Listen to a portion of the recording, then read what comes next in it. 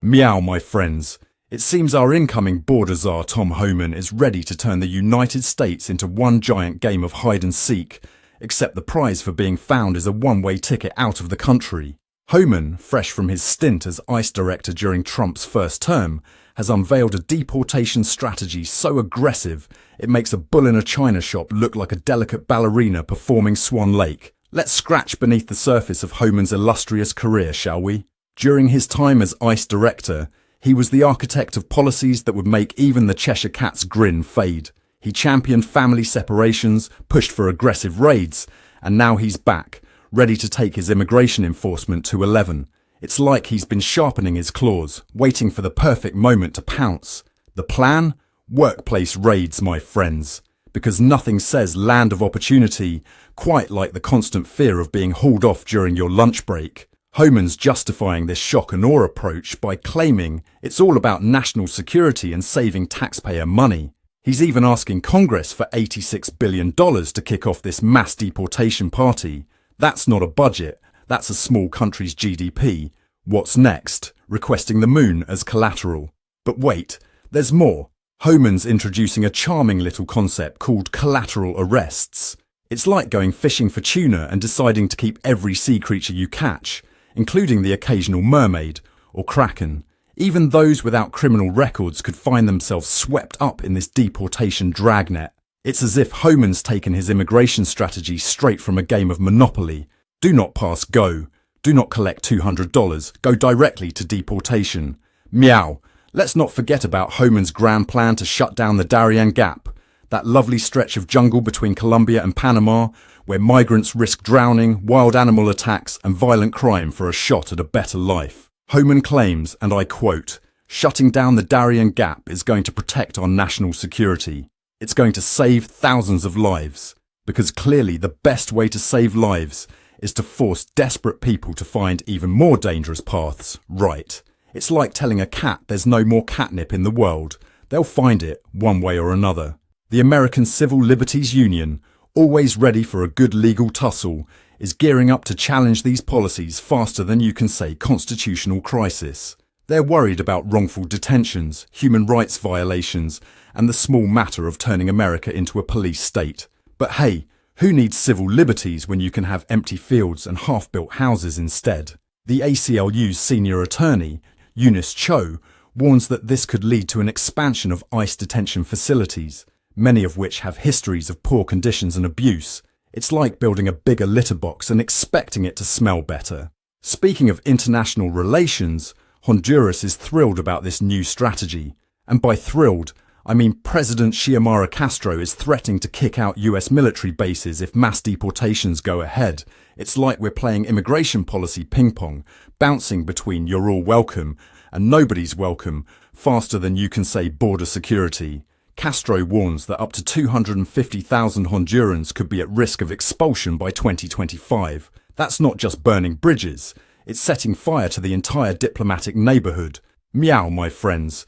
If you're enjoying this whirlwind tour of America's latest immigration roller coaster, don't forget to like, comment and subscribe faster than you can say border wall. But let's not forget the economic impact of this brilliant plan. Industries like agriculture, construction and manufacturing, which rely heavily on immigrant labour, are bracing for impact. Experts predict a potential 2.6% drop in GDP over the next decade if mass deportations occur. That's nearly $5 trillion, my friends. Who needs a functioning economy when you can have ideological purity, right? It's like deciding to remove all the mice from the world and then wondering why there are no more cats. And meow, a word from our sponsors. This deportation update is brought to you by Walls Are Us, Building Barriers, Breaking Communities. Remember, a good neighbour is a neighbour you can't see. Sanctuary cities, those pesky bastions of immigrant protection, are gearing up for a fight. They're dusting off their constitutional law books and preparing to resist federal overreach faster than you can say states' rights. It's like a nationwide game of Red Rover, with ICE agents trying to break through the line of defiant local officials. These cities argue that increased enforcement will erode trust between immigrant communities and local law enforcement, because nothing says protect and serve quite like deport and disturb, right? In the grand tradition of American politics, we're witnessing a complete 180 from the previous administration's approach. While Biden was all about restoring legal immigration and expanding humanitarian pathways, Trump and Homan are charging full speed ahead into deportation land. It's like watching a particularly aggressive game of political ping-pong with immigrants as the ball. Biden enacted 605 immigration-related executive actions, but Homan seems determined to undo them faster than a cat can knock a vase off a table. But let's not forget the technological marvels that will make this deportation dream a reality. Increased workplace surveillance and the use of E-Verify will ensure that no undocumented worker goes unnoticed. It's like Big Brother met ICE and decided to have a dystopian baby.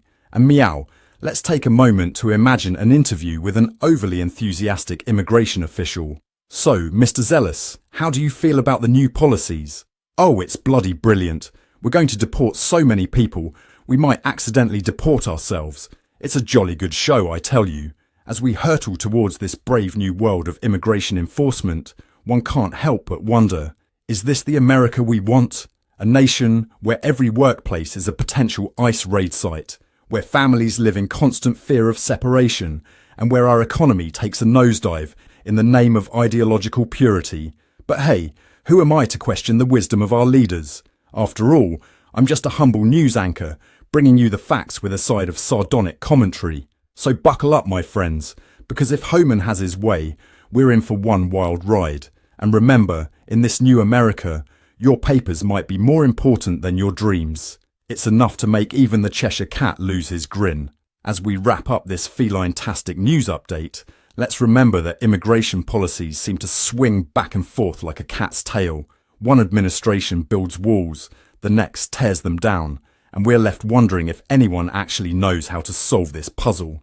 It's like a game of cat and mouse, except the mice are families seeking a better life, and the cat is a bureaucratic behemoth with a deportation fixation. So, my friends, as we watch this latest chapter in America's immigration saga unfold, keep your whiskers twitching and your ears perked.